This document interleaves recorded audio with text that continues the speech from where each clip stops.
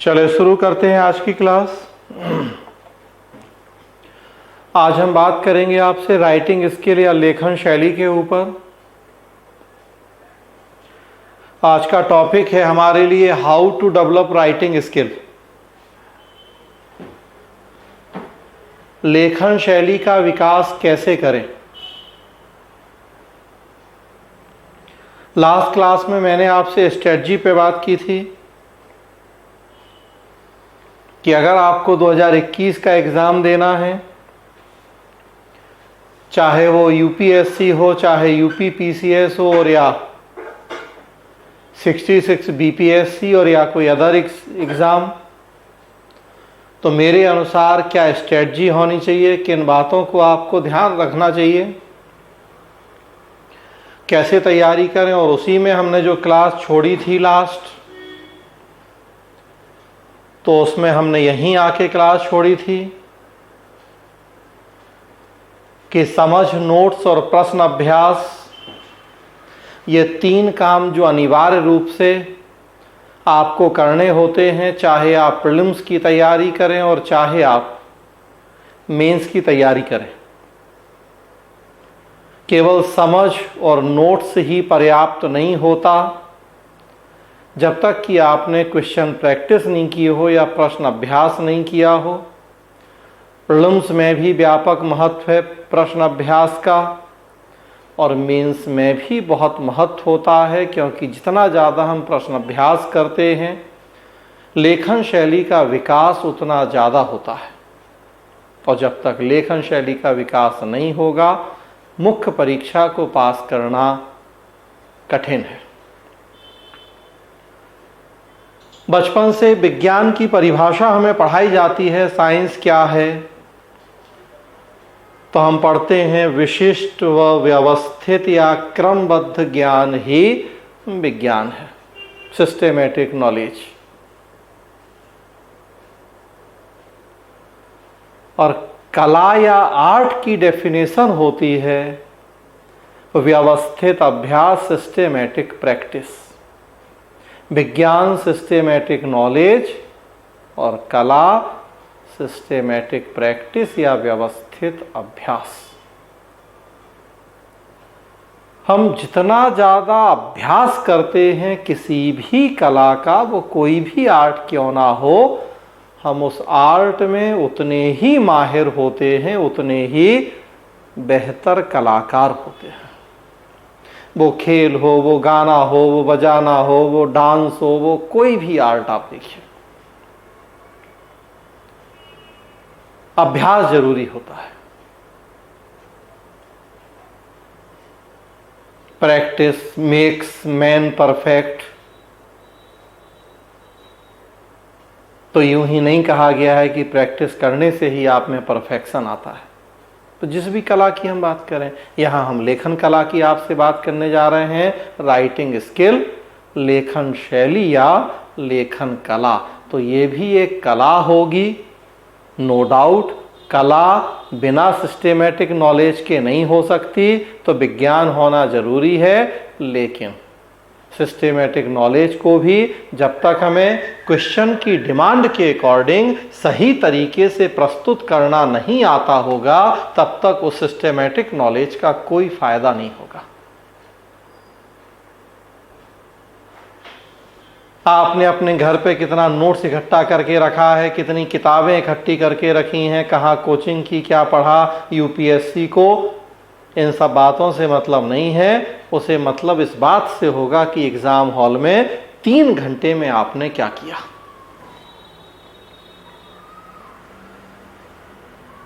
Exam hall में 3 घंटे में पूरी साल, 2 साल, 4 साल की मेहनत उस 3 घंटे में आपको परोस देना है। उसी 3 घंटे के आपके परफॉर्मेंस के आधार पर डिसाइड होना है कि आपका भविष्य क्या होने जा रहा है।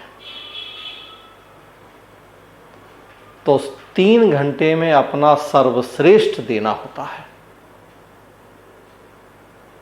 और 3 घंटे में वो सर्वश्रेष्ठ देने के लिए हमें पहले से उतना अभ्यास करना होता है कि जो सर्वश्रेष्ठ है हमारा है, वो वहां निकल के आए।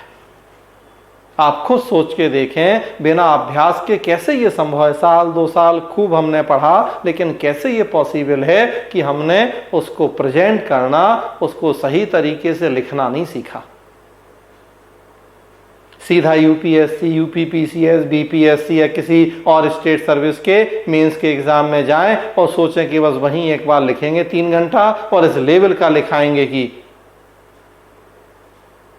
टॉप कर जाएं, आईएएस बन जाएं कि पीसीएस बन जाएं। बहुत अच्छी बात है, अगर आपके सितारे इतने चमकदार हों, इतनी किस्मत वाले हों तो बहुत अच्छी बात, लेकिन हम एक्सेप्शंस की बात नहीं कर रहे, हम तो एक जो जनरल सिस्टम है उसकी बात कर रहे हैं। तो उसके अनुसार तो भाई मेहनत करेंगे, मेहनत के बाद भी लोगों को फल नहीं मिलता आजकल तो। और आप सोचें कि बिना मेहनत करे, बिना अभ्यास करे मिल जाए तो फिर तो एकदम ही अब हो किस्मत, तब तो कुछ नहीं कह सकते अन्यथा। और मेहनत के लिए जरूरी है कि अभ्यास करना पड़ेगा, बिना उसके सफलता नहीं मिलेगी। यहां प्रश्न अभ्यास या राइटिंग स्किल की बात हो रही है। और यह बात यहां इसलिए करना जरूरी है कि ग्रेजुएशन या पोस्ट ग्रेजुएशन लेवल पे इसका महत्व या तो होता नहीं है या बताया नहीं जाता है। तो यहां फिर सिविल सर्विस परीक्षा की जब आप तैयारी करते हैं तो फिर यह जरूरी हो जाता है शुरू में ही कि हम ये महत्व बताएं। कोई दूसरा टीचर नहीं बताएगा, लेकिन अब तक मैंने 6-7 जो भी क्लास आपके साथ की हैं तो मैंने बहुत सारे ऐसे इशू डिस्कस किए हैं जो शायद कोई दूसरा कभी नहीं करता। 6-7 दिन में कम से कम 6-7 टॉपिक अब तक हम खत्म कर चुके होते, अगर एकदम प्रोफेशनल हम बात कर रहे होते आपसे तो। कि हमें क्या पढ़ा ये सब चीजें, भाई हमें तो पवेट पढ़ाना है, सीधा लोक प्रशासन का अर्थ पढ़ो और वहां से शुरू करते तो 7 दिन में 7 टॉपिक हमने निपटा दिए होते।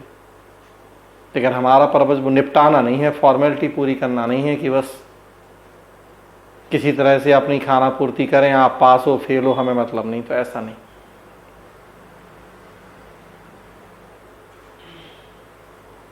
तो आपको जानना पड़ेगा राइटिंग स्किल या लेखन शैली का महत्व, तब उसके अकॉर्डिंग काम करना पड़ेगा अगर वास्तव में मेंस में अच्छा करना है।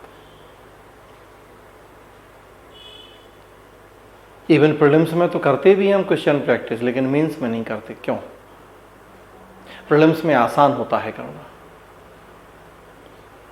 मॉडल प्रश्न होते हैं 4, उसके ABCD ऑप्शन दिए होते हैं, नीचे आंसर लिखा होता है, उसके नीचे व्याख्या लिखी होती है। कुछ नहीं भी पढ़ा तो एक खेल होता है हमारे लिए 2 घंटे का कि चलो खेल खेलते हैं, बिना पढ़े तुक्का लगा के देखते हैं कितना सही होता है। आंसर पे हथेली रख लेते हैं, थोड़ी सी हिलती रहती है हथेली, आगे आधा तो दिखता ही रहता है आंसर। एक खेल खेलते हैं 2 घंटे का, 100 में से 40 भी सही हो जाता है तो बहुत खुश होते हैं कि अरे देखो बिना पढ़े इतना आता है, बस 40 को और 15 बढ़ाना है तो बन गया आईएएस। 40 को 15 बढ़ाने में, 55 करने में 15 साल लग जाते हैं, नहीं हो पाता। खैर खेल है, हो जाता है, सही आंसर वहीं दिया है, व्याख्या वहीं दी है, काम हो जाता है। मेंस में ये काम थोड़ा सा कठिन होता है। मेंस में एक खेल नहीं होता, मेंस रिटेन है, सब्जेक्टिव है, वहां लिखना होगा, लिखने के लिए पढ़ना होगा, समझना होगा, याद करना होगा। तो अगर किसी प्रश्न का आंसर 200 शब्द में लिखना है तो स्वाभाविक सी बात है, अब यहां बिना पढ़े तुक्का लगा के देखते हैं ये तो होगा नहीं। 200 लिखने के लिए भाई 600 पढ़ने पड़ेंगे, समझने पड़ेंगे, याद करने पड़ेंगे, तब जाके 200 लिखा जाएगा। 15 मिनट 20 मिनट लगेगा 200 लिखने में, हाथ को कस देना पड़ेगा। उसके बाद भी चुनौती यहीं खत्म नहीं होनी। अब जो 200 शब्द लिखा है वो कोई अब जांच करने वाला भी चाहिए, उसका कोई मॉडल आंसर आपके सामने शायद अगर मिल जाए तो अच्छी बात है, अदरवाइज वो भी नहीं होगा। तो कोई ऐसा सीनियर चाहिए जानकार जो आपके उस आंसर को देखे, आपकी कमियां भी बताए, और केवल कमियां नहीं बताए, फिर सुधारने के उपाय भी बताए। तो देखिए, प्रीलिम्स में क्वेश्चन प्रैक्टिस करना जितना आसान होता है, मेंस में ये काम उतना ही कठिन होता है। तो इसलिए अक्सर लोग मेंस में ये काम नहीं करते हैं, जबकि मेंस में भी ये काम उतना ही जरूरी होता है। जितने सफल स्टूडेंट हैं लगभग सबका समान रूप से कहना है, अपवाद छोड़ दिए जाएं तो, कि कम से कम 30,000 से 40,000 शब्द लिखने का अभ्यास करना होता है अगर मुख्य परीक्षा पास करनी है तो। 30,000 से 40,000 शब्द लिखने का अभ्यास, और ये 4 किताबें रख के नोट्स लिखने के रूप में नहीं, बल्कि क्वेश्चंस के आंसर के रूप में। 30 से 40,000 शब्द मतलब करीब 10 पेपर। एक पेपर में आपको 3,000 से 4,000 शब्द लिखने होते हैं, तो मतलब 10 पेपर। तो हम हमेशा कहते हैं कि 10 ईयर सॉल्व करिए, प्री में करते भी हैं आप, मेंस में भी 10 ईयर सॉल्व करने की आदत डालनी है।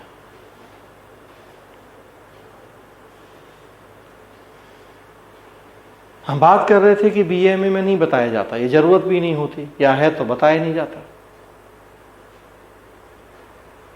हम लोगों का जो एजुकेशन सिस्टम अब तक रहा है, जो परीक्षा पद्धति रही है, स्पेशली जो 8 साइट के हैं, बीए एमए किया है, तो वहाँ तो भाई 20 क्वेश्चन रटने होते हैं। 20 क्वेश्चन कोई भी किंग चैंपियन, अलग अलग यूनिवर्सिटी में अलग अलग कुछ, 1-2 गाइड फिक्स है, बस वो गाइड मार्केट से खरीदना है। एग्ज़ाम के 10 दिन पहले 20 क्वेश्चन हैं उसमें, उनको रट लेना है, उनके आंसर उसी तरह से हूबहू 20 में से 10 फंस जाएंगे, 10 में से 5 लिखना है, बस लिख देंगे, 60-65% नंबर बन जाएगा।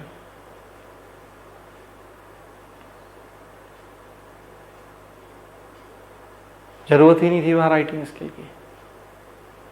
क्वेश्चन एकदम स्ट्रेट फॉरवर्ड होगा, लोक प्रशासन के अर्थ से क्या समझते हैं, इसके क्षेत्र और महत्व की व्याख्या करें। बच्चों जैसा प्रश्न है, प्रश्न में बड़ा क्लियर दिख रहा है कि क्या क्या करना है, अर्थ से क्या समझते हैं, क्षेत्र और महत्व की व्याख्या करें। तो बस 200 शब्द में पहले अर्थ लिख देना है, फिर क्षेत्र, फिर महत्व। उसी तरह से किताब में था, उसी तरह से गाइड में था, नोट्स बनाया था, वैसा ही रटा था, जाके उगल देना है, वहां हो गए पास, फर्स्ट डिवीजन। सिविल सेवा परीक्षा में ऐसा नहीं है। एक आध प्रश्न यहां भी हो जाएगा इतना स्ट्रेट फॉरवर्ड, लेकिन सारे प्रश्न ऐसे नहीं मिलेंगे। यहां तो एक बहुत बड़ी चुनौती यही होगी कि आप प्रश्न की डिमांड को समझें सही तरीके से, कि प्रश्न की डिमांड क्या है। तब जो डिमांड है उसके अकॉर्डिंग आंसर लिखना है। बीएमए में कहा जाता था कि कॉपी का वजन जितना ज़्यादा होगा, जितनी सप्लीमेंट्री पूरक पुस्तिकाएं लगा सकते हैं लगा दें, 40 पेज 50 पेज, वजन देख के नंबर मिलेगा। यहाँ ऐसा नहीं है। यहाँ अगर 200 शब्द कहा गया तो 200 ही लिखना है। 8 मिनट का टाइम है तो उतने में ही लिखना है, नहीं तो कहीं को छूट जाएगा लास्ट में। तो यहाँ अभ्यास की जरूरत होती है, तभी यहाँ वो लेखन कला या लेखन शैली का विकास होता है। तो बीएमए में या जो साइंस बैकग्राउंड के हैं, वहाँ अब तक ज़रूरत नहीं पड़ी इन बातों की, लेकिन यहाँ अब ज़रूरत होगी सिविल सर्विस एग्ज़ाम में राइटिंग स्किल डेवलप करने की या लेखन शैली के विकास की। तो यही मुद्दा है हमारे लिए। देखिए, आप लेखन शैली का महत्व देखिए। यूपीएससी के एग्ज़ाम की बात करें तो 225 अंक में से 1750 अंक हैं रिटन एग्ज़ाम या लिखित परीक्षा के। कुल आप देखिए तो 2025 का एग्ज़ाम है, जिसमें 1750 1750 हैं मुख्य परीक्षा के, और 275 हैं इंटरव्यू के। टोटल हो जाते हैं वही 2025।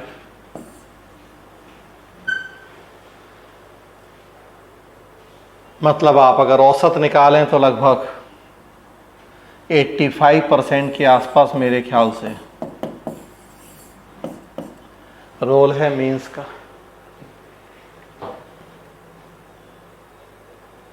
85% रोल मेंस का है, बचा हुआ इंटरव्यू का है। आपके आईएएस बनने नहीं बनने में 85% मतलब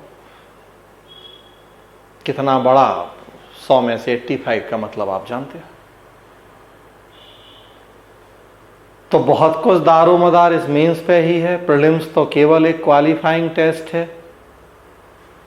पहली सीढ़ी है जिसको पार करके आप मुख्य, जैसा नाम ही है मुख्य परीक्षा, मेन एग्जाम, नाम ही है मेन एग्जाम, जो मेन एग्जाम है बस उसकी वो पहली सीढ़ी होती है प्रीलिम्स। तो और मेन एग्जाम का ही मेन इंपॉर्टेंस है, 85% के आसपास इसका रोल है 2025 में से 1750। और जो मेंस एग्जाम है ये रिटन है, लिखित है, लिखा हुआ है, ये मेंस एग्जाम रिटन होगा, लिखित। लिखित मतलब वही राइटिंग स्किल या लेखन शैली। 4 पेपर जीएस के, 2 पेपर ऑप्शनल पवेट के और 1 पेपर निबंध का, 250 अंक का प्रत्येक पेपर है, 250 मार्क्स ईच, टोटल 1750। और इन्हीं 7 पेपर से तय होना है कि क्या है फ्यूचर। तो इन 7 पेपर में हम जितना अच्छा लिख पाएंगे, जितना साल 2 साल का ज्ञान है, नॉलेज है, जितना बेहतर तरीके से इन 7 पेपर में 3-3 घंटे, मतलब 21 घंटे, 21 आवर, जिंदगी के जो ये 21 घंटे होंगे बस यही निर्णायक और डिसाइडिंग होंगे। और उन 21 घंटे के लिए हमें पहले पता नहीं कितने 21 घंटे घर पे अभ्यास करना होगा, करना चाहिए। अगर उन 21 घंटे में हमें अपना बेस्ट परफॉर्मेंस देना है। याद रखें, मैं यहाँ केवल पवेट की बात नहीं कर रहा हूँ, मैं ओवरऑल आपसे बात कर रहा हूँ 7 पेपर।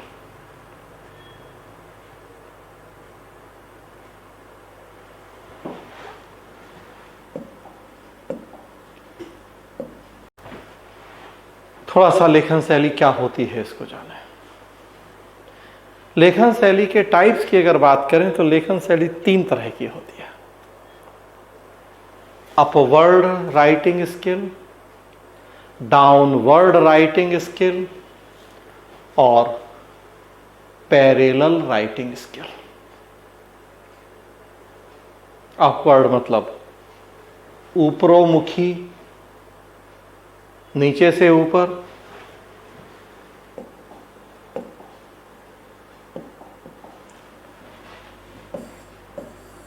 डाउनवर्ड मतलब ऊपर से नीचे, और पैरेलल तो समानांतर। क्या है ये तीनों? Upward writing skill. Upward writing skill का मतलब होता है कि जो राइटर या लेखक होता है उसका स्टैंडर्ड कम होता है, उसकी जानकारी, उसका ज्ञान कम होता है। जो रीडर होता है, पाठक, उसकी जानकारी, उसका लेवल, उसकी नॉलेज ज्यादा होती है।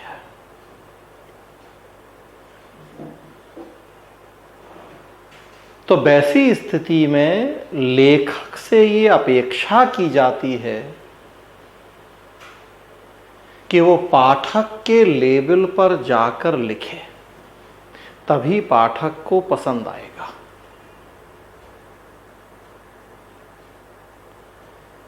लेखक अपने लेवल पर लिखेगा तो उसका लेवल कम है,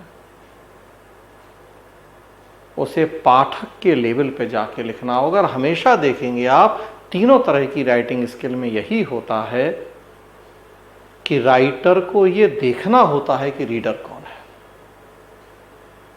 और हमेशा फिर राइटर को ये ध्यान रखना होता है कि वो अपने लेवल पे नहीं लिखता, बल्कि उसे रीडर के लेवल पे जाके लिखना होता है, अगर उसे एक अच्छा राइटर बनना है तो।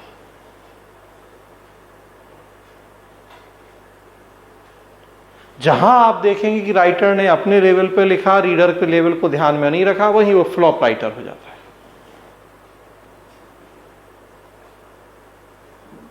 बहुत सारी मूवीज आप देखिए, कमर्शियल सिनेमा है, शाहरुख खान, सलमान खान की मूवी कितनी सुपरहिट होती हैं, 100 करोड़ 200 करोड़। क्यों? उन्हें पता है कि उनका देखने वाला वर्ग कौन सा है, उसे किस तरह के गाने चाहिए, किस तरह की मसाला स्टोरी चाहिए, वो उसी तरह का। तो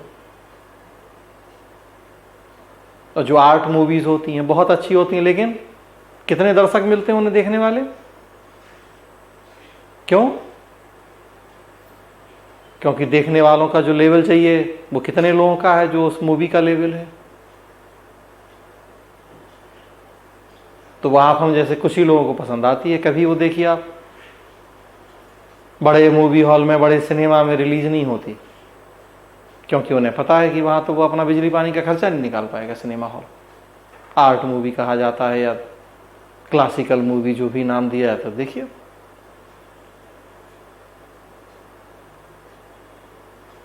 वो बस होती है कि भैया ऑस्कर में नॉमिनेट हो जाएगी कहीं, वो उस पर्पज से होती है। वो 100 करोड़ 200 करोड़ पैसा कमाने वाले पर्पज से नहीं बनती वो।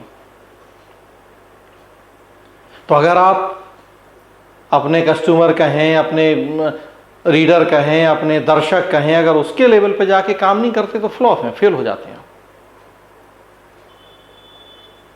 तो सामने वाले का टेस्ट आपको देखना होता है कि क्या उसके अकॉर्डिंग काम करना होता है। तो अपवर्ड में नीचे से ऊपर लेखक को अपना स्तर बढ़ाना पड़ेगा, क्योंकि पाठक का स्तर ज्यादा है, उसके स्तर पर जाके लिखना होगा, तब पाठक पसंद करेगा। हमेशा याद रखना है जो हम लोगों की परीक्षा है उसमें हमें अपवर्ड राइटिंग स्किल की ही जरूरत होती है। आप अपना लेवल देखिए और हमारा लेवल देखिए, आप जो भी आंसर लिखेंगे आपको पवेट की जितनी नॉलेज होगी हमें कई गुना ज्यादा है उससे।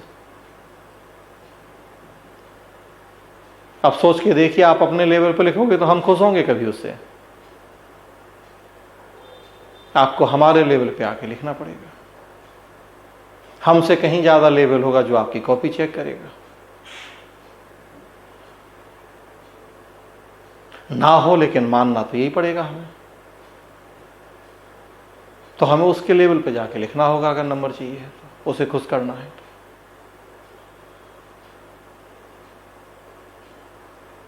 दूसरी डाउनवर्ड राइटिंग स्किल होती है, ऊपर से नीचे। यहां उल्टा है, यहां राइटर का लेवल ज्यादा है, रीडर का लेवल कम है। समझ, ज्ञान, नॉलेज राइटर का ज्यादा है, रीडर का कम है। तो अब यहां राइटर क्या करता है? रीडर के लेवल पे। मैंने कहा कि हमेशा वही अच्छा राइटर होगा जो रीडर के लेवल को ध्यान में रखते हुए लिखेगा। यहाँ रीडर का लेवल कम है, स्टैंडर्ड कम है, समझ कम है, राइटर को अपने लेवल को घटाना होता है, रीडर के लेवल पे आके लिखना होता है। मैंने आपको बीएल फड़िया की किताब बताई क्यों? इसीलिए वहां आपको डाउनवर्ड राइटिंग स्किल मिलेगी। मोहित भट्टाचार्य की किताब मैंने ऑब्लिक करके बताई, लेकिन साथ में क्या कहा आपसे कि किताब बहुत अच्छी है, लेकिन अभी आप नए हैं, शुरुआत कर रहे हैं, तो शुरुआत के लिए अच्छी नहीं है। इंग्लिश मीडियम में तो फिर भी ठीक है, हिंदी मीडियम के लिए ठीक नहीं है, क्योंकि स्टैंडर्ड थोड़ा हाई है और वो भी मूलतः इंग्लिश में लिखी गई थी। हिंदी में ट्रांसलेशन ऐसा हो गया है कि और हाई हो गया है वो स्टैंडर्ड। तो आसानी से शुरुआत में समझने में दिक्कत होती है, एक लेवल के बाद अच्छी है। सुरेंद्र कटारिया बताई हमने आपको, प्रसाद ऑब्लिक करके बता दिया, लेकिन कहा कि भाई लैंग्वेज आसान होगी बीएल फड़िया की, सुरेंद्र कटारिया की, इसीलिए कि वो इसी डाउनवर्ड राइटिंग स्किल पर लिखी गई है। बीएल फड़िया, कटारिया आपसे हमसे बहुत जानकार हैं भाई, सीनियर हैं। वो अपने लेवल पर लिखते तो शायद हमारे काम की नहीं रह जाती, वो आपके काम की नहीं रह जाती, वो हमारे काम की तो होती, आपके काम की नहीं रह जाती। वो अभी आपको पवेड में कुछ भी नहीं आता, तो आपको ऐसी किताब चाहिए, ऐसा नोट चाहिए जिसकी भाषा आसान हो, जो आप पढ़ें तो आसानी से समझ पाएं, तो मतलब डाउनवर्ड राइटिंग स्किल वाली चाहिए है, उसके लिए वो किताबें हैं। उन्होंने आपके लेवल पे आके लिखा है, आपके स्टैंडर्ड लेवल को ध्यान में रखते हुए लिखा है, तो आप समझ पाएंगे बात। तो हमेशा देखिए, राइटर ही अपना लेवल घटाएगा बढ़ाएगा, रीडर नहीं। तीसरा देखें, parallel writing skill. Parallel writing skill में क्या होता है, रीडर को यह पता ही नहीं होता कि उसका, राइटर को यह पता ही नहीं होता कि उसका रीडर कौन है। उसका लेबल क्या है, और या मिक्स होते हैं, या पता नहीं है, पर अगर पता है तो मिक्स है। कुछ ज्यादा जानकार भी, कुछ कम जानकार भी, कुछ बीच वाले भी, हर तरह के लोग हैं रीडर। तो अब सबको साथ लेके चलना है, सबको ध्यान रखना है।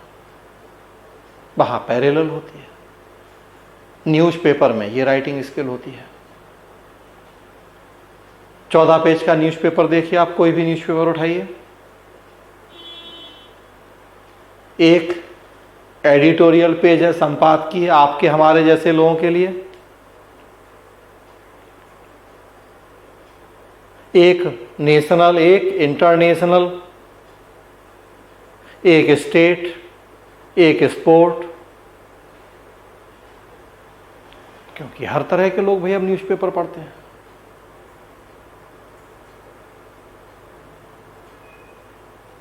जागरण, भास्कर, लाखों प्रतियां रोज छप रही हैं, हिंदू, इंडियन एक्सप्रेस, क्या सारे आईएएस वाली बस हिंदू पढ़ रहे हैं और कोई नहीं पढ़ता है? क्या सारे आईएएस वाली दैनिक जागरण पढ़ रहे हैं और कोई नहीं पढ़ता उसके अलावा? ऐसा तो नहीं। उन्हें सबको ध्यान रखना है, सबके टेस्ट की चीजें, सबका लेवल देखते हुए। एडिटोरियल का लेवल अलग है, स्पोर्ट का अलग है, आर्थिक का अलग, राष्ट्रीय का अलग, अंतरराष्ट्रीय का। और साथ में देखिए तो एक मनोरंजन वाला पेज भी होता है, एंटरटेनमेंट भी।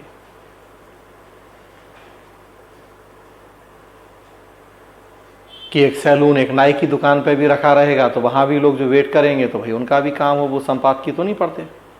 या कितने जाते हैं जो वहां संपादकीय पढ़ते हैं? उन्हें तो वही चाहिए अड़ोस पड़ोस वाला की, माया नगरी की, वो सब, तो वो भी एक होगा। अब उसमें रेशियो का अंतर हो जाएगा। पंजाब केसरी वगैरह में वो एंटरटेनमेंट ज़्यादा बढ़ा देंगे क्योंकि उन्हें पता है कि भैया उनका पाठक कौन है। जागरण में, जनसत्ता में वो नहीं करेंगे कि कम कर देंगे, बस इतना। लेकिन फिर भी आप देखिए तो चूंकि हर कैटेगरी के लोग हैं पढ़ने वाले, उसी तरीके से हो। निष्कर्ष फाइनली यही है कि रीडर अपना लेवल नहीं बदलेगा, राइटर को अपना लेवल, रीडर के लेवल को ध्यान में रखते हुए एडजस्ट करना होगा, तभी वो एक अच्छा राइटर कहलाएगा। आपको इसमें से अपवर्ड राइटिंग स्किल करनी है। क्यों? तो मैंने बताया, और देख लें कि आपका लेवल स्टैंडर्ड नॉलेज कितनी है और जो आपकी कॉपी चेक करता है उसका लेवल स्टैंडर्ड कितना है। वो आपके स्तर पे गिर के नहीं पढ़ेगा, आपको उसके स्तर पे जाके लिखना होगा।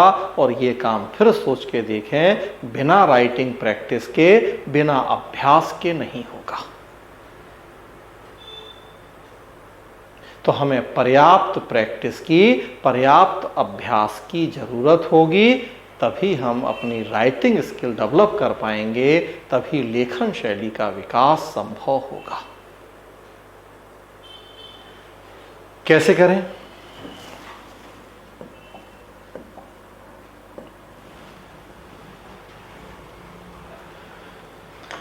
जब भी हम कोई प्रश्न लिखने जा रहे हैं,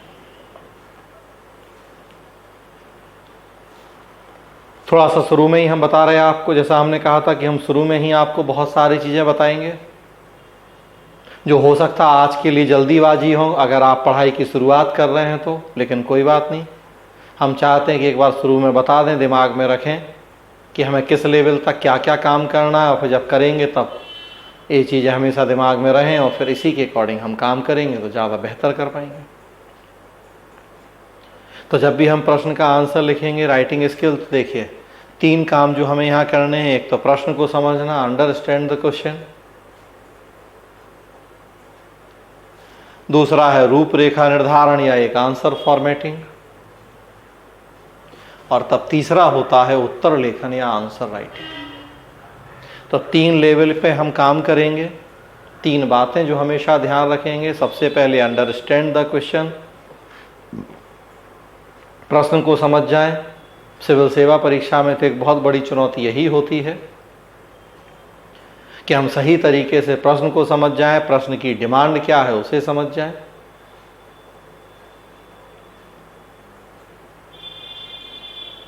तब उसके बाद होता है कि फिर एक आंसर फॉर्मेट करें हम कि क्या क्या बातें किस रेशियो में हमारे आंसर में होंगी, और तब उसके बाद फिर हम आंसर राइटिंग करें, उत्तर लिखें।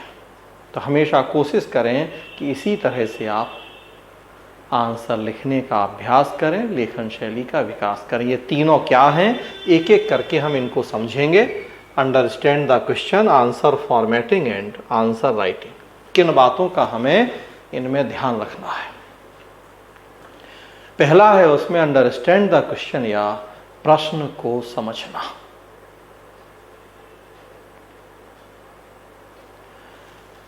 प्रश्न को समझना, उसके लिए क्या क्या काम करने हैं, क्या क्या बातें ध्यान रखनी है। सबसे पहली चीज कि कम से कम 2 बार प्रश्न को बहुत ध्यान से पढ़ना है।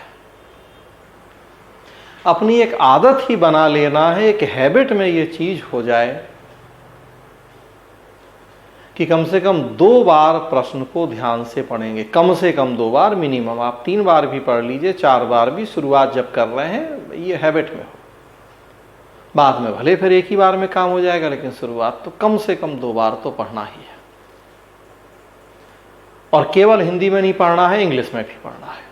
ये और उसमें ऐड करें कि 2 बार पढ़ें, और केवल हिंदी में नहीं पढ़ें बल्कि इंग्लिश में भी पढ़ें।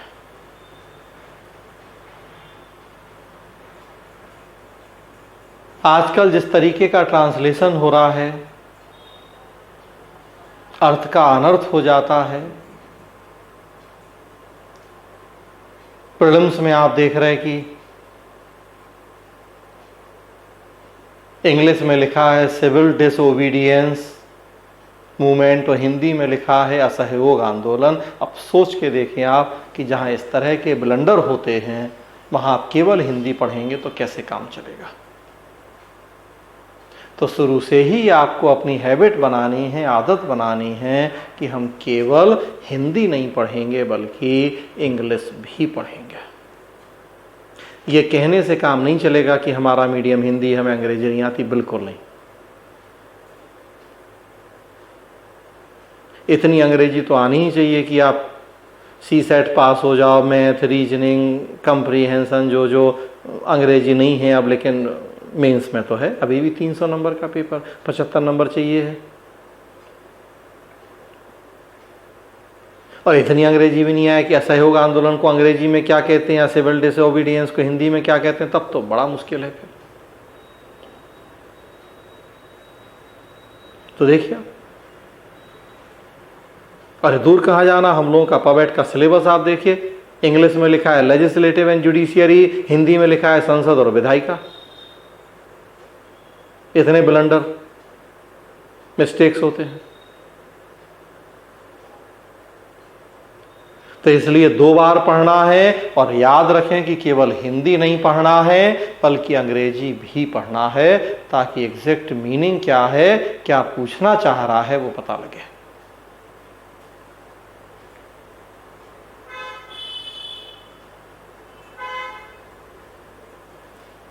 दूसरी बात है कि प्रश्न के जो कीवर्ड हैं उनको अंडरलाइन करना है।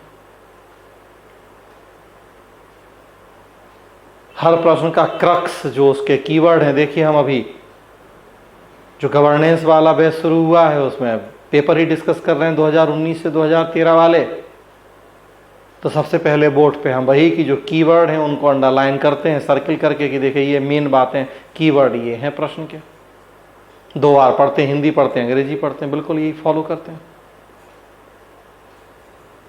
कि पहले ये तो जान लीजिए कि क्या पूछा जा रहा है, क्या कीवर्ड उसके क्या है, तो अंडरलाइन करना है। और तब तीसरी बात है फिर कि अब उसके नेचर को समझना है। प्रश्न के क्या नेचर है प्रश्न का, क्या डिमांड है प्रश्न की, ट्रेडिशनल होगा, करंट बेस्ड होगा, कितना ट्रेडिशनल होगा, कितना करंट बेस्ड होगा, पॉजिटिव ज़्यादा होगा, नेगेटिव ज़्यादा होगा, बीच का रास्ता क्या है अप्रोच। तो हमें उसके नेचर को समझना है प्रश्न के। हम आगे एग्जाम्पल्स के साथ भी समझाएंगे ये बात। अभी पहले हम थ्योरी के लेवल पे बता रहे हैं आपको कि क्या क्या बातें, फिर हम प्रैक्टिकल भी करेंगे। एक दिन तो हम पूरी इसी पे क्लास करेंगे कि 5-7 क्वेश्चन आपके सामने रखेंगे, देखने में एक जैसे प्रश्न होंगे, सबके आंसर अलग अलग होंगे। एक ही टॉपिक से 10 अलग अलग प्रश्न हम बताएंगे, 10 के आंसर अलग अलग हो जाएंगे, टॉपिक एक ही होगा। तो देखेंगे आप वहां कि कैसे प्रश्न की डिमांड के अकॉर्डिंग हमें आंसर लिखना होता है। तो हमें नेचर समझना है। नीचे लिखा है कि प्रश्न के अंत में दिए गए शब्दों को समझना है, जिसे टेल वर्ड या पुछल्ले शब्द कहा जाता है। टिप्पणी कीजिए, व्याख्या कीजिए, परीक्षण कीजिए, आलोचना कीजिए। एक क्लास केवल हम इस पे करेंगे, अगली class how to understand tail words of questions. Question के जो पुछल्ले शब्द होते हैं वो कैसे समझें। अक्सर बीच में आप पूछते हैं कि सर ये क्वेश्चन है, वो क्वेश्चन है, उसमें ये लिखा है, वो लिखा है, समझ में नहीं आ रहा क्या? तो शुरू में ही हम बता देंगे आपको कि जितने ये टेल वर्ड्स हैं इनके क्या मतलब है।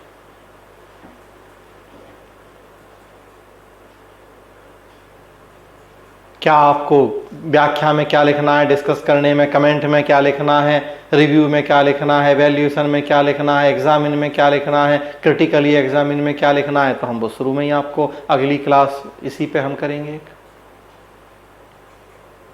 तो जब हम प्रश्न को समझने की बात कर रहे हैं, अंडरस्टैंड द क्वेश्चन, तो इन बातों को हमें ध्यान रखना है कि 2 बार पढ़ेंगे, हिंदी साथ अंग्रेजी भी पढ़ेंगे। महत्वपूर्ण जो वर्ड हैं, इंपॉर्टेंट वर्ड अंडरलाइन कर लेंगे, और फिर जो प्रश्न का नेचर है उसे समझेंगे। कीवर्ड है उन पे ध्यान देंगे। अक्सर यूपी बिहार में लोग ये गलती करते हैं कि बस प्रश्न पढ़ा, कीवर्ड क्या लिखा है ध्यान नहीं दिया, कि वहाँ टिप्पणी लिखी है, कि वहाँ मूल्यांकन लिखा है, और ये हम टेस्ट सीरीज के देखते हैं एक्सपीरियंस। जो लोग यहीं क्लास कर रहे हैं तो उन्हें तो हम शुरू में ही बता देते हैं चीज़ें, लेकिन जिन लोगों ने अब सेल्फ स्टडी की या किसी कहीं और किसी तरीके से पढ़ा, अब वो जब टेस्ट सीरीज यहाँ ज्वाइन करते हैं तो हम देखते हैं। अक्सर बहुत सारे लोग हैं जो इन टेल वर्ड्स को देखते ही नहीं है, बस मेन प्रश्न की बॉडी पढ़ी, आंसर लिख दिया, टेल वर्ड का मतलब क्या है वो जान ही नहीं रहे, ध्यान ही नहीं दे रहे उस चीज़ पे। कुछ का कुछ आंसर हो जाएगा, नंबर नहीं, मन में तो लगे अरे हम तो सब लिख के आए थे, जो पूछा गया कैसे लिखा आपने सब? वो टेल वर्ड देखा था आपने कि उसमें कमेंट लिखा था कि डिस्कस लिखा था?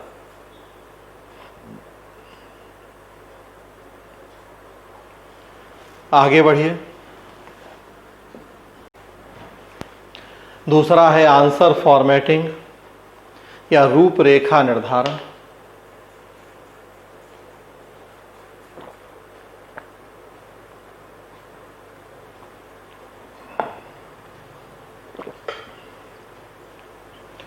आंसर फॉर्मेटिंग या रूपरेखा निर्धारण,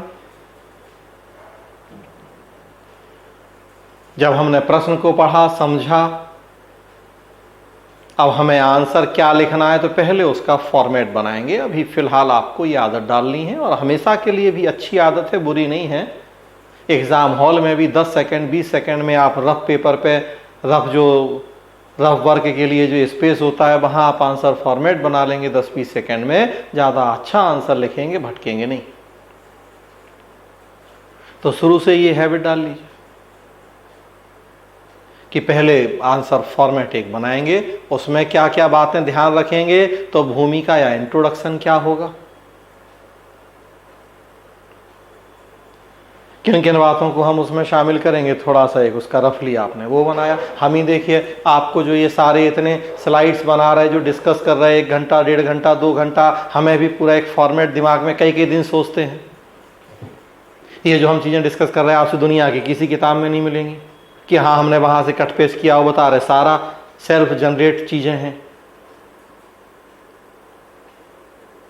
तो कितना घंटों दिनों दिमाग में चलता रहता है, चिंतन होता रहता है। अभी भी पढ़ा रहे तो लग रहा है इसमें ये पॉइंट और ऐड, तो अभी बता रहे हैं आपको, अगली स्लाइड फिर अपडेट करके उसमें ऐड कर देंगे।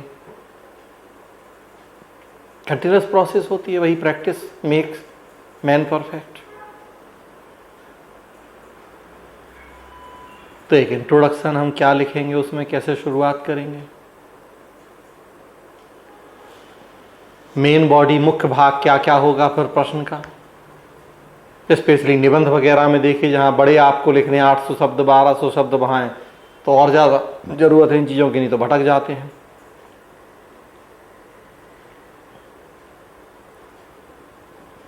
तो फिर मेन बॉडी में क्या क्या चीज़ें, क्या क्या पॉइंट होंगे।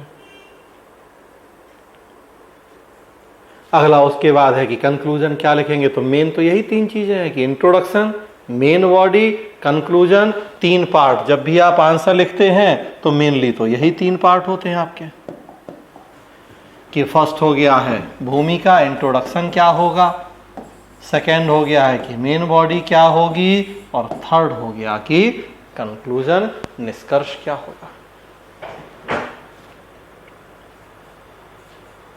हाँ, लेकिन उसी फॉर्मेट में हम ये भी ध्यान रखेंगे कि तीनों में फिर किस भाग को कितना महत्व देंगे। 200 शब्द का आंसर लिख रहे हैं तो भूमिका कितनी होगी। पता पड़ा 100 शब्द हमने भूमिका ही लिख दी, तब तो हो गया काम। मेन बॉडी क्या करेंगे, निष्कर्ष क्या होगा। तब ये भी यहां देखना है कि किस भाग को कितना महत्व। 25 शब्द 30 शब्द हमें लिखना है भूमिका, इससे ज़्यादा नहीं होना चाहिए। मेन बॉडी मेन है तो इसमें लिखना है कम से कम 150 वर्ड। फिर उसी तरह से कंक्लूजन 25 से 30 शब्द, इससे ज़्यादा नहीं होना चाहिए। टोटल अगर हमें रफली 200 शब्द लिखना है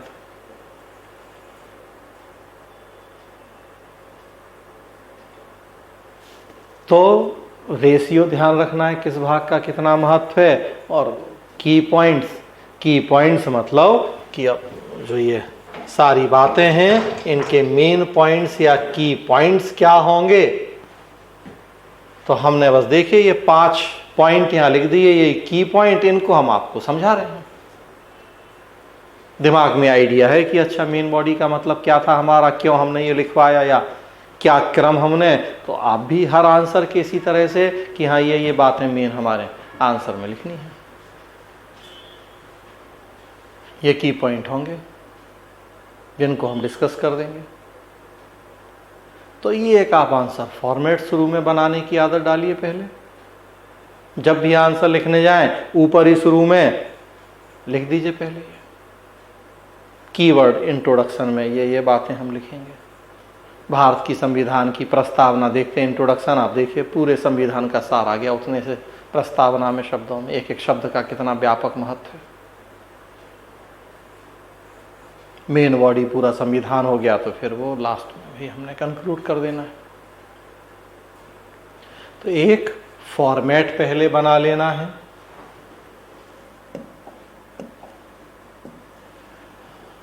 तब उसके बाद फिर अब है कि अब हमें आंसर लिखना शुरू करना है, उत्तर लेखन। जो आंसर लिखना शुरू करेंगे उत्तर लेखन, उसमें अब क्या क्या बातें ध्यान रखनी होती हैं। कुछ पॉइंट यहां मैंने लिखे हैं जो आप भी बस यही कीवर्ड इसी तरीके से शायद नोट कर रहे होंगे या करते रहें। हमेशा ध्यान रखें इन बातों को कि जब आप आंसर लिखेंगे तो आप किन किन बातों का ध्यान रखेंगे। कुछ पॉइंट यहां हैं। सबसे पहला उसका विस्तार या परिधि, कितना एक्सपेंड करना है, कितना एक्सपेंसिव। वो नीचे भी अलग से हमने लिखा है शब्द सीमा एवं समय सीमा, क्योंकि महत्व उतना होता है। सबसे पहला पॉइंट भी वही है, विस्तार या परिधि। आजकल जो आप देखिए प्रश्न पूछे जाते हैं 100 शब्द, 125 शब्द, 150 शब्द, 200 शब्द, 250 वर्ड। बीपीएससी में है कि लॉन्ग प्रश्न पूछे जाते हैं 600 शब्द वाले। अदरवाइज यूपीएससी और यूपीपीसीएस की बात करें तो शॉर्ट क्वेश्चन पूछे जाने लगे, नंबर ऑफ क्वेश्चंस ज़्यादा हो गए हैं। तो अगर मान के चलें कि 125 शब्द में आंसर लिखना था, आपने 150 कर दिए हैं, तो समय तो 3 घंटा ही है। लास्ट में 4 प्रश्न 3 प्रश्न छोड़ने पड़ेंगे।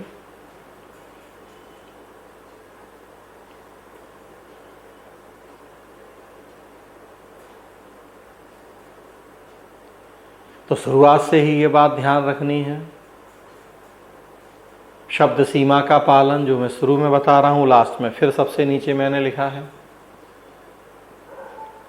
150 शब्द, मतलब कोशिश करना है 150 शब्द 10% प्लस माइनस, जितना नज़दीक रहें सीधी बात उतना अच्छा। मैक्सिमम 10% प्लस माइनस की अगर 150 शब्द हैं, 150 वर्ड हैं, 135 से 165 इसके बीच में, क्योंकि अब एक एक शब्द भी काउंट करना मुश्किल है आंसर लिखते समय, और एक रफली स्टैंडर्ड बस ये है कि 135 से 165 के बीच में कहीं रहेगा हमारा। और उसके लिए फिर देखिए हमें अभ्यास करना पड़ेगा पहले से। बिना अभ्यास के अगर आता होगा आपको तो 300-400 शब्द तो पता ही नहीं लगेंगे कि कब हो गए, और नहीं आता तो फिर तो भाई काला अक्षर भैंस बराबर, तो कोई बात ही नहीं है। तो हम तो बात उसी की कर रहे हैं जिसे आता है, समझ होगी, नोट्स होगा, प्रश्न अभ्यास तो तभी होगा, हमने बताया आपको। तो यहाँ तो हम ये मान के ही चल रहे हैं कि आपके पास समझ है, नोट्स है। तो आने के बाद 300-400 शब्द इतने कम लगते हैं कि लिखते रहे बैठ के। हम लिखना था 150 में।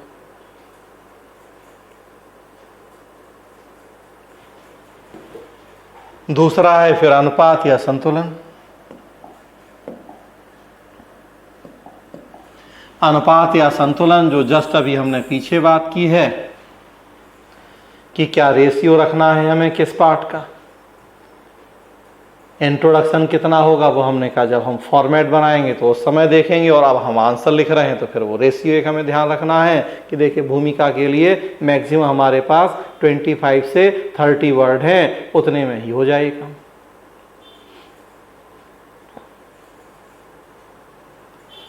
तब उसके बाद फिर मेन बॉडी के लिए इतने वर्ड हैं, कंक्लूजन के लिए इतने हैं, तो उसी हिसाब से तो हमें अब वो रेशियो ध्यान रखना है।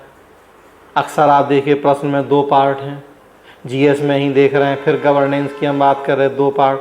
अर्ध न्यायिक निकाय क्या होते हैं, what is quasi judicial body, कुछ उदाहरण के साथ बात को समझाइए। अब 2 पार्ट हैं, तो फर्स्ट पार्ट हमें अर्ध न्यायिक निकाय क्या है वो बताना है, सेकेंड पार्ट एग्जाम्पल, लगभग वो रेशियो हमें रखना है कि भाई 150 शब्द हैं तो 75 शब्द हम फर्स्ट पार्ट पे लिखें, 75 शब्द हम सेकेंड पार्ट पे लिखें।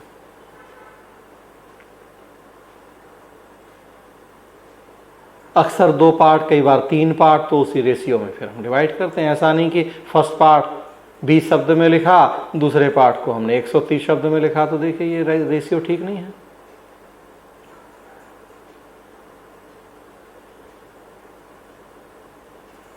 बिहार में अक्सर प्रश्न पूछा जाता है फला कॉन्सेप्ट का अर्थ क्या होता है बताइए या परिभाषित कीजिए।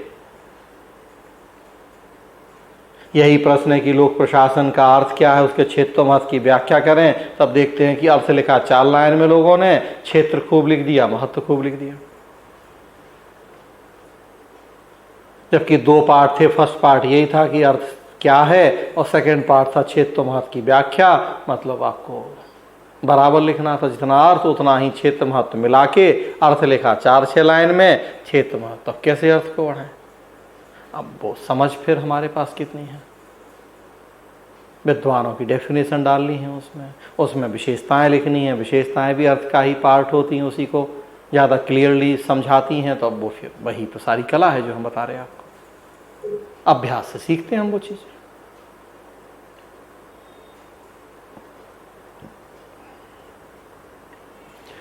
तीसरा देखिए प्रामाणिकता, ऑथेंटिसिटी। जो भी बातें हम लिख रहे हैं, स्पेशली फैक्चुअल जो बातें लिखी जा रही हैं, ऑथेंटिक कितनी है या नहीं है, उनका स्रोत क्या है नहीं है। सेकेंड पेपर ही लिख रहे हैं, जीएस कर रहे हैं आप, कॉन्स्टिट्यूशन लिख रहे हैं आप, कॉन्स्टिट्यूशन की बात आप लिख रहे हैं तो आर्टिकल कौन सा है साथ में मेंशन कीजिए। किसी विद्वान के अकॉर्डिंग डेफिनेशन आप लिख रहे हैं, किस विद्वान के अकॉर्डिंग डेफिनेशन है बताइए। किसी रिपोर्ट की बात कर रहे हैं, कौन सी रिपोर्ट है, किस साल की रिपोर्ट है, भुखमरी सूचकांक में भारत का स्थान ये है, कि ट्रांसपेरेंसी इंटरनेशनल की रिपोर्ट में करप्शन में ये, तो वो आपके पास उसकी पूरी स्रोत होना चाहिए, ऑथेंटिसिटी होनी चाहिए। ऐसा नहीं कि मन की मर्जी कुछ भी फैक्ट आप लिख दें। कॉन्सेप्ट एनालिसिस तो हो सकता है कि भाई हमारी एनालिसिस ये, लेकिन फैक्ट तो जो है तो है। ऑथेंटिक ना हो तो ना लिखें। हमने पीछे बताया आपको कि भारत या इंडिया ईयरबुक सबसे ऑथेंटिक होगी, क्योंकि गवर्नमेंट पब्लिकेशन है, या पीआईबी हो गया या योजना कुरुक्षेत्र सरकारी है, तो स्वाभाविक सी बात है कि ज़्यादा भरोसे लायक है। तो जो भी आप फैक्चुअल बातें लिखते हैं आंसर में, हमेशा ध्यान रखना है कि ऑथेंटिक है कि नहीं है, स्रोत क्या है, पता है मेंशन कर देते हैं हम। पीएचडी करते हैं हम, देखिए रिसर्च लिखते हैं तो पूरा एक एक हमें उसमें बिब्लियोग्राफी, पूरा रेफरेंस सब बताने होते हैं कि फला बात हमने फला रेफरेंस से ली है, कि कोई भी हम उठ पटांग कुछ भी नहीं बोल रहे हैं। जाके आदमी उसमें सर्च कर ले कि फला किताब के फला पेज नंबर के फला जगह से ये बातें हमने ली हैं।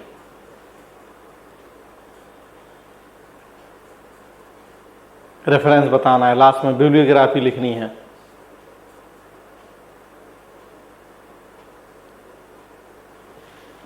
अगला है 4 नंबर, भाषा। लैंग्वेज आपकी क्या है?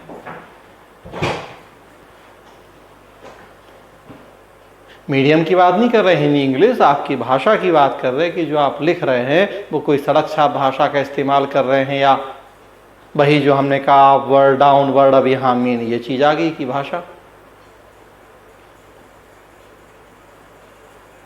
तो भाई अब ये तो तय है कि आईएएस बनना है, तो भाषा तो अब वो सड़क छाप वाली क्लर्क बाबू चपरासी वाली भाषा तो नहीं चलेगी, एक लेमन लैंग्वेज वाली भाषा नहीं चलेगी। जो भी मीडियम है जब तक भाषा पे पकड़ नहीं, इसीलिए कहा जाता है कि मीडियम आप हिंदी रख रहे हैं, इंग्लिश रख रहे हैं, भाषा पे पकड़ होनी चाहिए आपकी। लैंग्वेज तो कम से कम ऐसी हो, अपवर्ड राइटिंग शैली पे हमें आंसर लिखना है तो भाषा उतनी स्तरीय तो होनी चाहिए। देखिए जो हम नोट्स आपको देंगे वो उससे बहुत हेल्प मिलेगी। कहा जाता है कि आप अच्छी किताबें पढ़िए, साहित्यिक मैगजीन्स पढ़िए, कादम्बनी वगैरह पढ़ने की सलाह दी जाती थी हम लोगों को कि भाई उससे थोड़ा सा आपकी लैंग्वेज अच्छी होगी, सुधरेगी। वो व्हाट्सएप वाली भाषा नहीं चल रही है जो आजकल की पीढ़ी अब यूज कर रही है, और बिगाड़ दिया इसने तो लैंग्वेज को।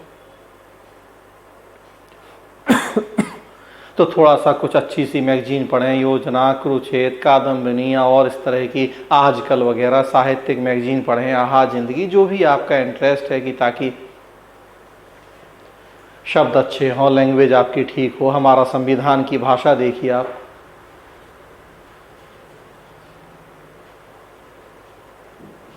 तो उस पर काम करने की जरूरत है। हाँ, इतनी जटिल, इतनी टफ और क्लिष्ट नहीं कि वो फिर ट्रेन को लोपथ गामनी आप लिखने लगें, लेकिन अंपायर को खेल पंच लिखने लगें, तो ऐसा नहीं।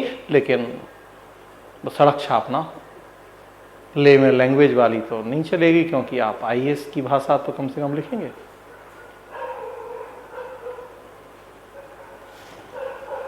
प्रेजेंटेशन,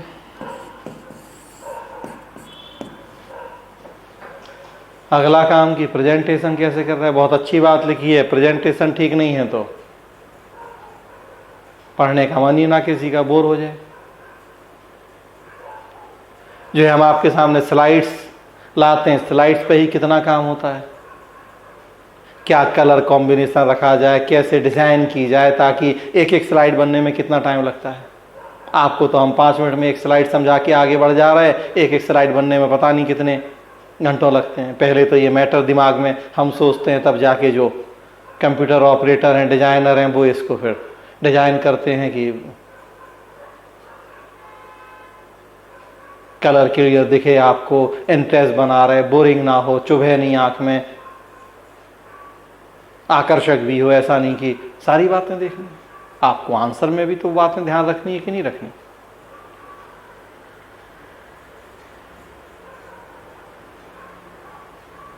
पॉइंट में लिखें, पैराग्राफ में लिखें, अंडरलाइन करें नहीं करें, एक पेन का यूज करें, 2 पेन का यूज करें। बहुत सारे ऐसे इशू होते हैं आंसर लिखते समय की आईएएस में कहा जाता है कि आप पॉइंट नहीं पैराग्राफ में लिखिए। स्टेट सर्विस यूपी बिहार आप पॉइंट में लिखिए।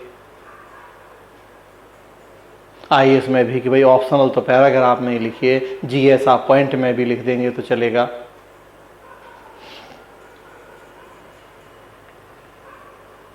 तब हमें ये सारी बातें देखनी है। प्रेजेंटेशन, स्टेट सर्विस में खूब आप रंग बिरंगा कर दीजिए, एक पेन से लिखिए, दूसरे पेन से आप उसे अंडरलाइन कर दीजिए, रंग बिरंगा हेडिंग डालिए। आईएएस में हम अवॉइड करते हैं सब चीज़ों को।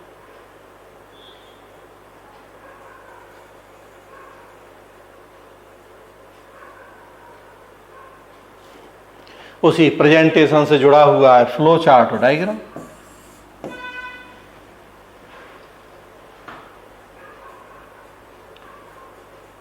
ये एक अपनी क्रिएटिविटी की बात है, सारा क्रिएटिविटी की बात है। राइटिंग स्किल या लेखन शैली हम तो बताएंगे, अल्टीमेटली आंसर तो आप ही को लिखना है। अब आप में कितनी सृजनशीलता, क्रिएटिविटी है या नहीं है, उसी के अकॉर्डिंग आपका आंसर लिखा जाएगा। वो चीजें दिखेंगी आपके आंसर में।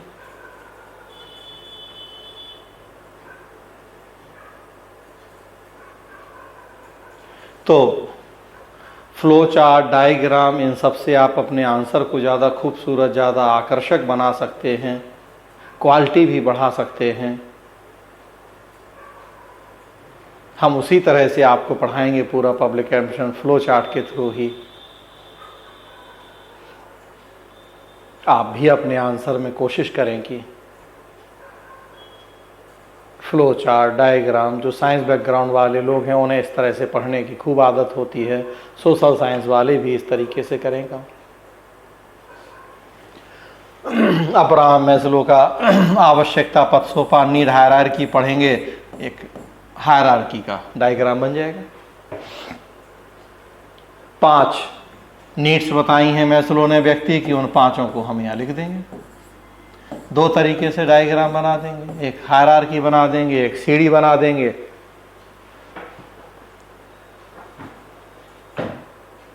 बीच आंसर में किस तरह का हमने चित्र बना दिया, 1 बना दिया, 2 बना दिए। कुछ फ्लो चार्ट जहां कर सकते हैं, फ्लो चार्ट हम यूज कर लेंगे।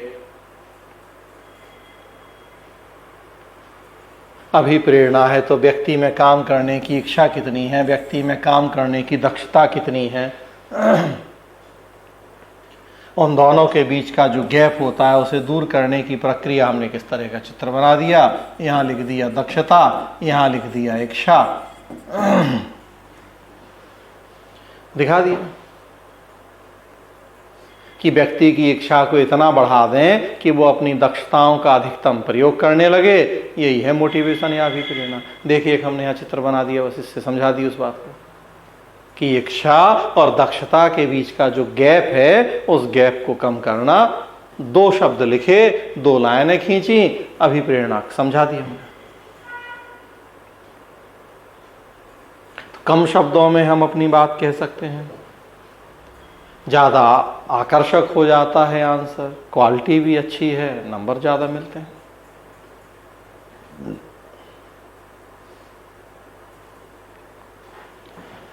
अगला फैक्ट, कॉन्सेप्ट, करेंट इश्यूज, इन सबके बीच में एक उपयुक्त रेशियो, तालमेल जरूरी है।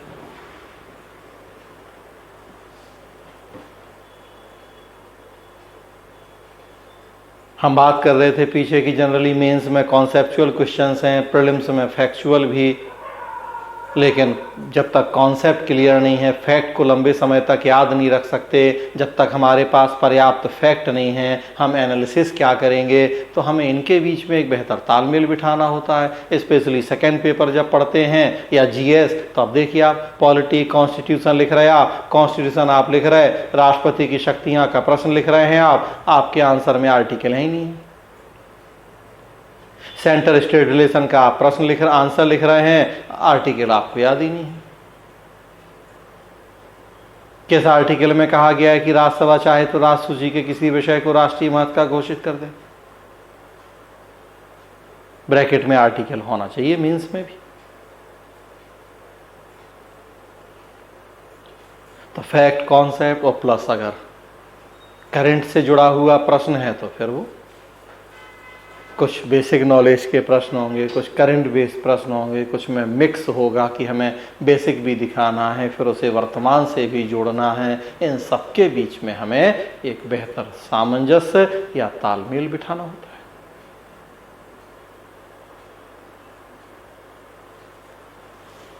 और प्लस लास्ट जो मैंने शुरू में भी बताया कि हमें शब्द सीमा, वर्ड लिमिट कितनी है फॉलो करना है, टाइम लिमिट कितनी है उसको ध्यान रखना है, ये बहुत ज़रूरी है। 3 घंटे में लगभग 3500 या 3500 शब्द लिखने हैं, आप एवरेज निकाल लीजिए। 1 मिनट में कितने शब्द? 3 घंटा मतलब 180 मिनट है। 3500 शब्द लिखने हैं, मतलब ऑन एन एवरेज 1 मिनट में आपको 20 शब्द लिखने हैं। 3 घंटे में 5-10 मिनट, बाकी फॉर्मेलिटी करने वो सब के लिए निकाल लीजिए। तो देख लीजिए आप 1 मिनट में कम से कम 20 से 25 शब्द आपको लिखने हैं। अब शुरुआत में नहीं होगा ऐसा, लेकिन अभ्यास, इसलिए तो बार बार हम कह रहे हैं।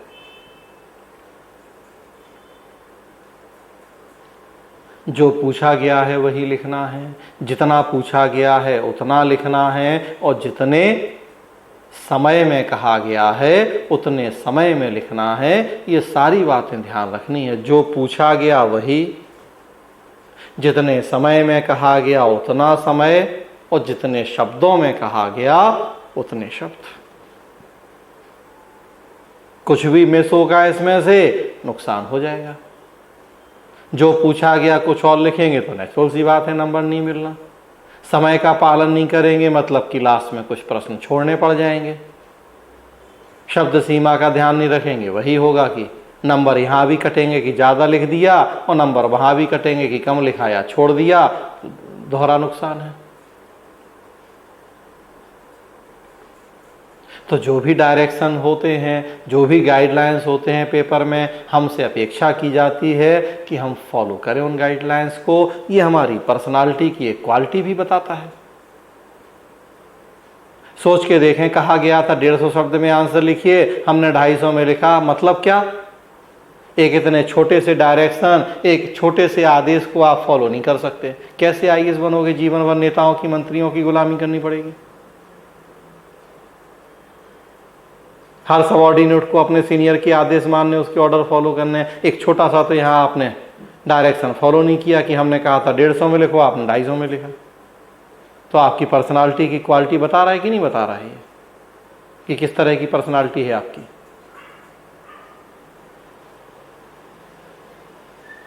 तो छोटी छोटी बातें हैं, लेकिन अल्टीमेटली परीक्षा है, इन्हीं सब बातों से जांच होनी है आपकी कि आप में वो सब क्वालिटी है एक अच्छे प्रशासक वाली की नहीं है। और अच्छे प्रशासक की एक तो बहुत बड़ी क्वालिटी ये है कि आप डिसिप्लिन कितने, अनुशासन में रहने वाले कितने हैं कि नहीं है।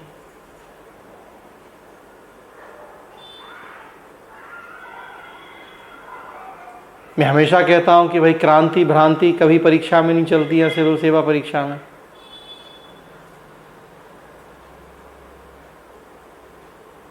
जो भी नियम कानून रूल्स रेगुलेशंस है उनको फॉलो करते हुए काम करना। ठीक है, कुछ आजकल सिविल सर्विस एक्टिविस्ट में कुछ लोग उनसे हटके भी अच्छा काम करते हैं, तो एक बार परीक्षा पास हो जाओ फिर आप भी करना, लेकिन जब तक पास नहीं हुए तब तक तो बेहतर है कि जितना डायरेक्शंस फॉलो करोगे, रूल्स रेगुलेशंस मानोगे, उतना आपके हित में होगा। तो जो पूछा गया है वही लिखें, जितने शब्द, जितने समय, इस सब के लिए अभ्यास करना होगा, बिना अभ्यास के नहीं होगा। और प्लस ये सारे काम भी घर पे बैठ के नहीं करने हैं, ये एग्ज़ाम हॉल के प्रेशर में करने हैं। एग्ज़ाम हॉल का प्रेशर ही ऐसा होता है कि आती हुई चीज़ें आदमी भूल जाता है, ह्यूमन एरर, बाद में रखता है ओ इतनी छोटी सी बात दिमाग में नहीं आई। तो एक तो हम कहें आपसे कि ये सारे काम अपने घर पे बैठ के कीजिए, और एक हम कहें कि अब यही सारे काम यूपीएससी के एग्जाम हॉल के प्रेशर में कीजिए। दोनों में जमीन आसमान का अंतर होगा। तो अभी तो अभ्यास के लिए घर पे बैठ के करने हैं, लेकिन फाइनली अपने आप को तैयार करना है कि यूपीएससी के एग्जाम हॉल में वो काम करना है, या यूपीपीसीएस या बीपीएससी या आरएएस या झारखंड या राजस्थान कुछ।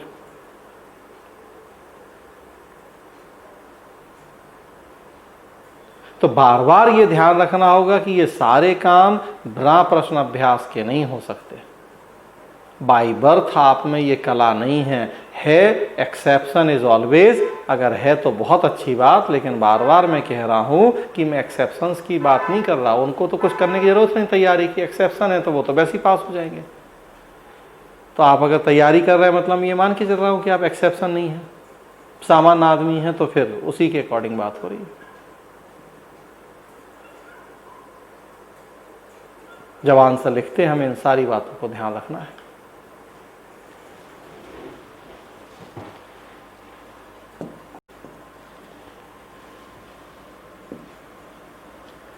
कुछ अब यहां प्रश्न लिखे हैं मैंने, लगभग चीजें मैंने बताई, बीच में एक एग्जाम्पल भी दे दिए। जीएस के ही प्रश्न है, मिक्स है पवेट जीएस, तो लगभग चीजें। क्या आपके विचार में भारत का संविधान शक्तियों के कठोर पृथक्करण के सिद्धांत को स्वीकार नहीं करता है, बल्कि यह नियंत्रण एवं संतुलन के सिद्धांत पर आधारित है? व्याख्या कीजिए। Do you think that Constitution of India does not accept principle of strict separation of powers? Rather, it is based on the principle of checks and balance. Explain.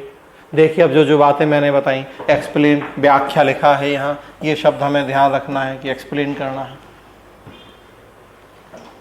क्या आपके विचार में, तो हमारे अपने व्यू पूछे गए। डू यू थिंक, हमारे अपने व्यू, स्टेटमेंट के फेवर में भी हो सकते हैं, उसके अगेंस्ट भी हो सकते हैं, मिडिल पाथ, बीच का रास्ता भी हम चुन सकते हैं। हमारे आइडिया पूछे गए हैं, हमारे व्यूज। भारत का संविधान शक्तियों का कठोर पृथक्करण, separation of power, check and balance, नियंत्रण एवं संतुलन। तो जो भी कीवर्ड है,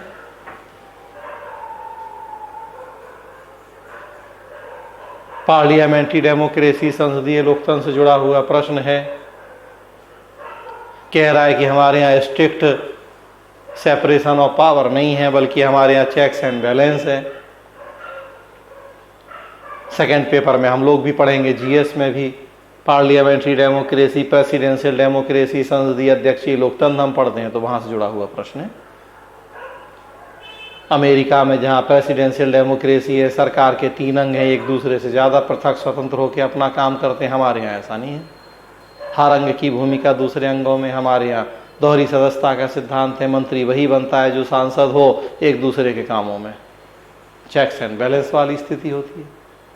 न्यायपालिका सरकार के कामों की समीक्षा कर रही है, विधायिका ने सीए और जो कानून बनाए हैं उनकी समीक्षा कर रही है, तो तीनों अंग एक दूसरे को चेक एंड बैलेंस करते हैं।